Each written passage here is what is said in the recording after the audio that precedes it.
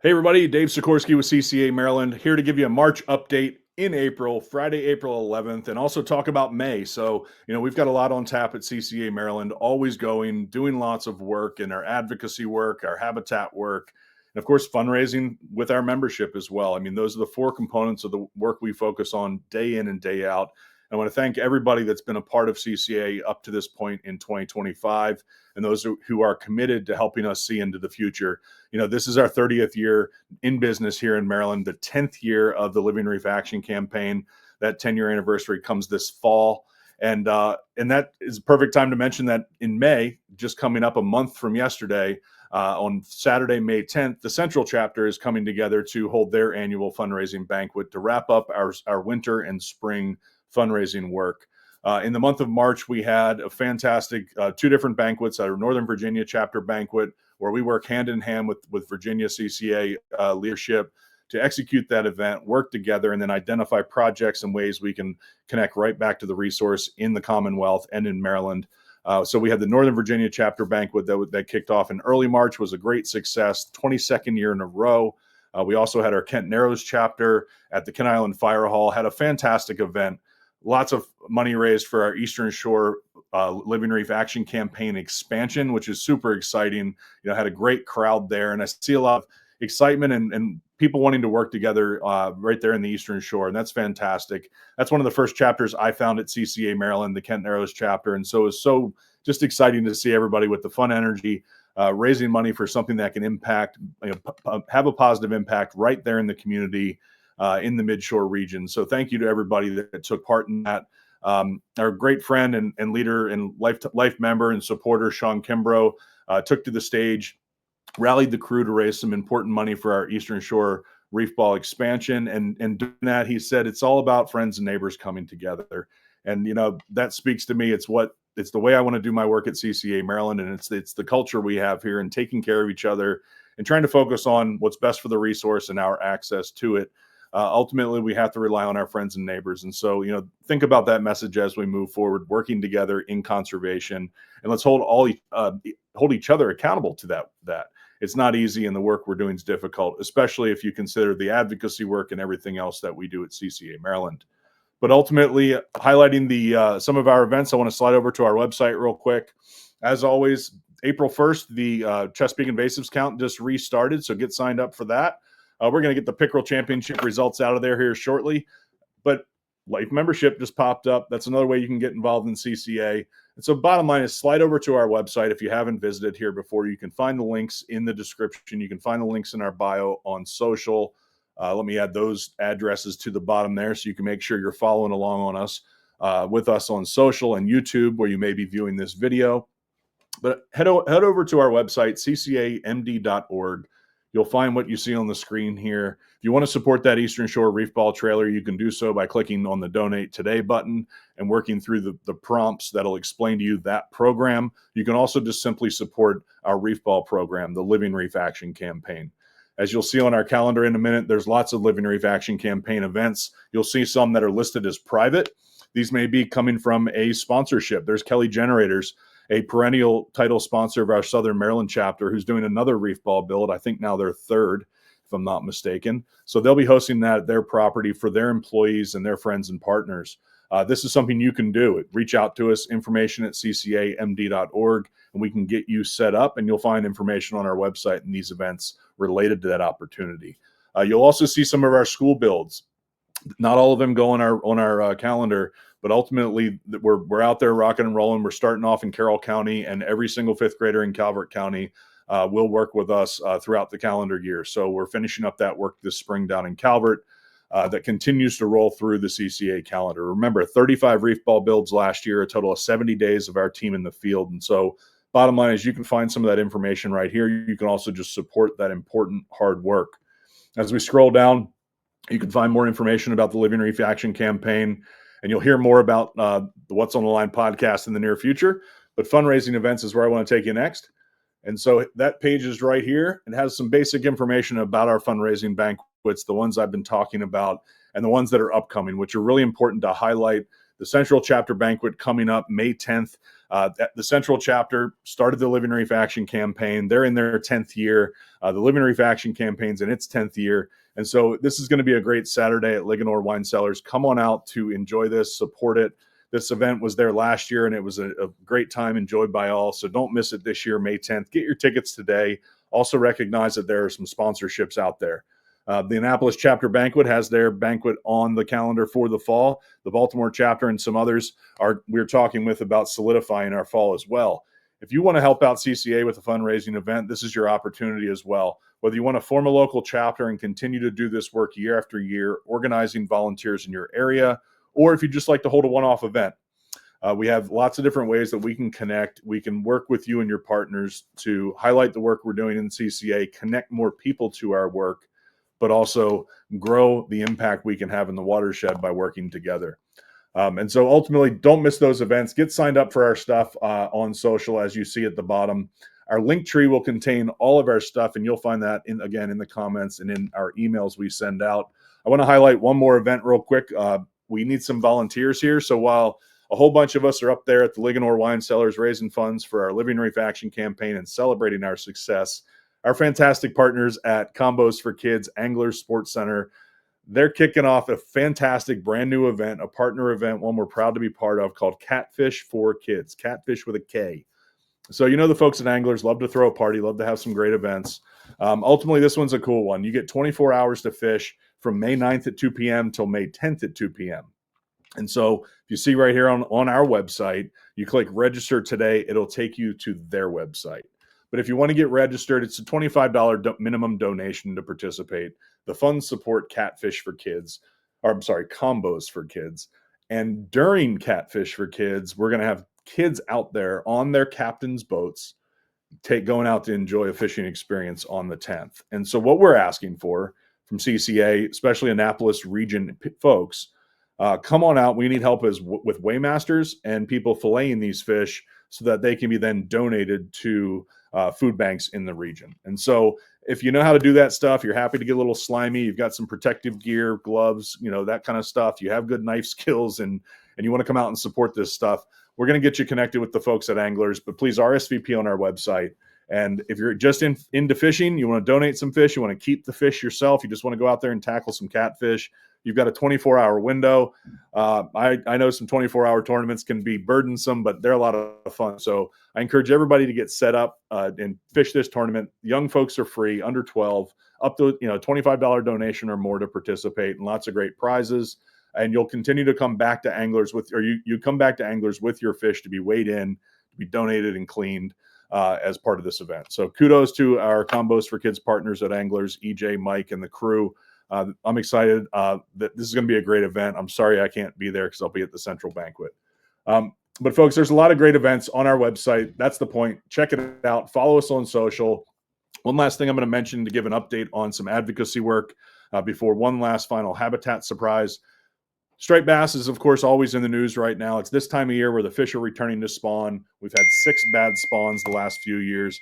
And so ultimately, everybody's kind of watching going, all right, what's what, and we're going to find out more as this year unfolds what the status of the resource is. Hopefully we have a good spawn. Hopefully these rains, these weather swings aren't going to be a negative thing, but I'm not sure that the conditions exist right now for a good spawn.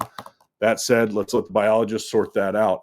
On the management front, previously I mentioned the Joint Committee of Striped Bass Management. That's where commercial stakeholders and recreational fishery stakeholders have come together to talk about striped bass management, what's coming next in Addendum 3 being an Atlantic States Marine Fisheries action, and how Maryland has asked for special permission to reset our baseline of seasons. So take the current seasons where we're currently in a closure for 45 days, try and get those seasons reopened, because we know, and now observing that for 5 years, that closure, that there's really no correlation between this closure limiting access to the fishery, which has always been there, and that directly equaling a good spawn. And there's a lot of conjecture and information out there that's confusing yet logical about handling of the fish versus their lack of success in spawning. And frankly, the small amount of fish that are actually caught by folks in that spring period, it is really, really small. It's much less than what the underlying data in fisheries management says.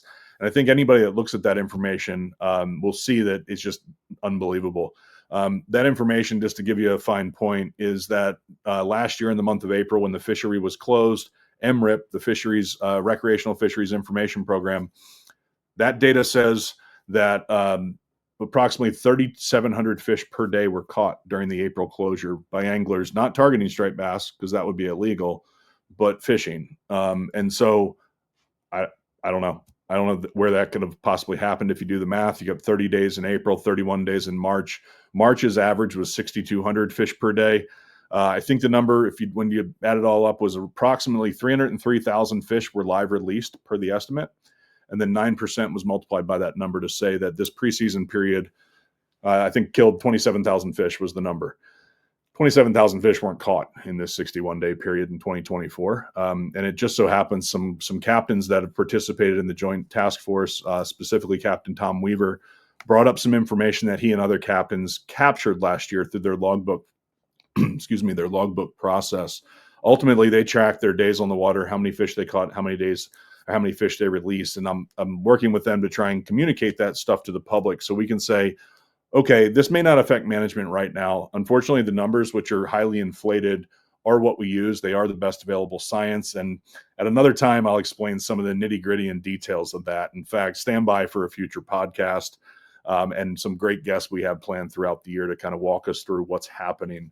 Ultimately, there's challenges with recreational fisheries data. People have talked about it for a very long time.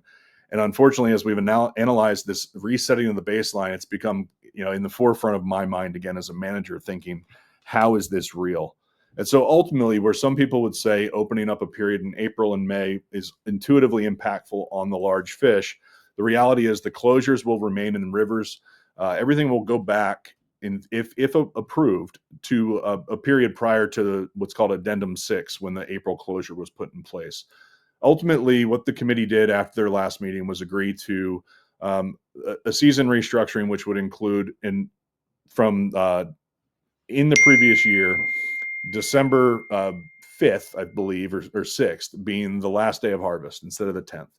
And then from that period all the way around to April 30th would be a period where you're allowed to go fishing, you're allowed to catch and release fish, just the way it always was. There is no trophy season anymore. If there were, the size limit would be 28 to 31. And so the proposal that everybody agreed to would include a May 1st opening for the 19 to 24 inch season. And that would go up till May 15th with the same river closures that we've always had. And then, as you all remember, May 16th, there's that typical summer fall fishery. That's what they call it. Ultimately, that's the 19 to 24. That's when it would open, May 16th. The idea is that just goes to May 1st. So winter all the way around, May 1st you can keep in certain areas. June 1st, whole bay opens up. Whole month of August gets closed to targeting. No pursuing striped bass. And the idea is bad conditions, lots of other species to pursue. And so ideally, that's a time when we can take a break and give the fish a full month break in the summertime when it's hot. Then come back into September, run all the way to that December 5th or 6th would be the last day of harvest, is the proposal that everybody agreed to.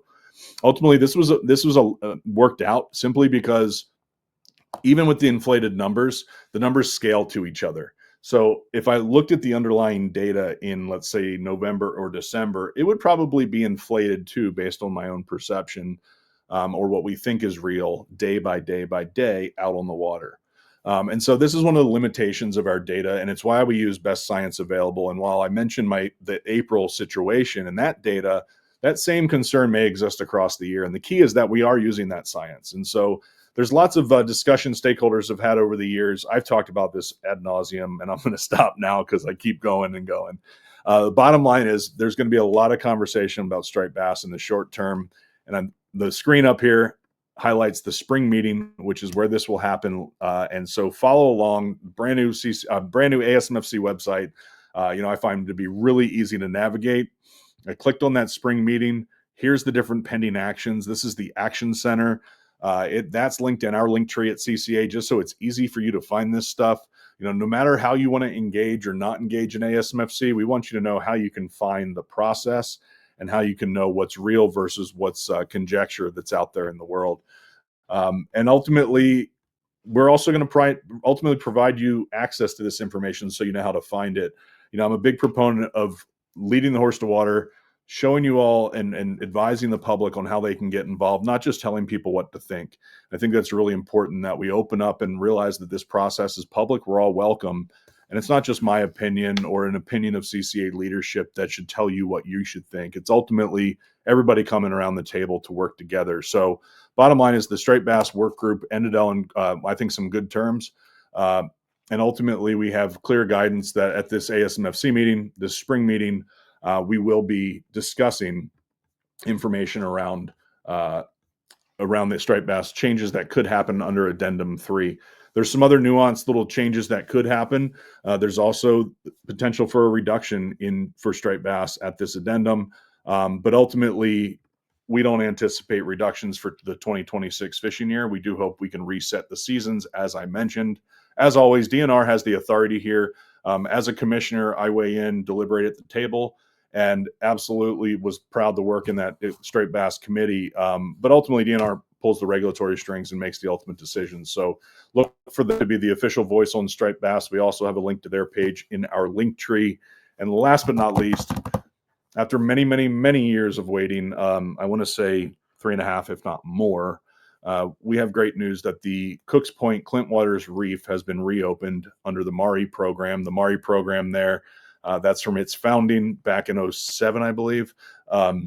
A bunch of great folks coming together. And I bet Clint Waters is in that picture. Clint Waters has passed on, but was such an important leader in the Midshore Fishing Club, the Dorchester County area, MSSA, leading the charge of building reefs with Chesapeake Bay Foundation and MARI and others in the past at Cooks Point, which is now the Clint Waters Memorial Reef. So I'm really excited that, again, after 3.5 years, if not 4, we've had some reef balls sitting down in Cambridge for that long, and continue to add to the pile.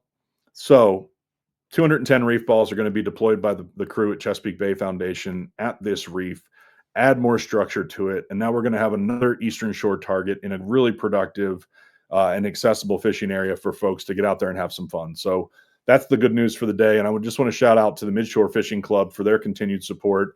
Rob Hardy at Composite Yacht leading the charge on that front. Toby Fry, the whole crew, a bunch of guys I saw from Midshore up at the Kent Narrows banquet. Thank you all for participating in this. And April 23rd to 24th are our target dates. So if you've stayed through this long on this video, kudos to you. You got the good information. Come on out there. We'll be deploying the reef balls. You can't fish for striped bass in April, but maybe you can find some other thing to chase around on the water that day. So ultimately, thank you all for following along here in early April. We've got this is the March update, but man, we're all over the place doing lots of great work. So look to the future, get involved with CCA in 2025.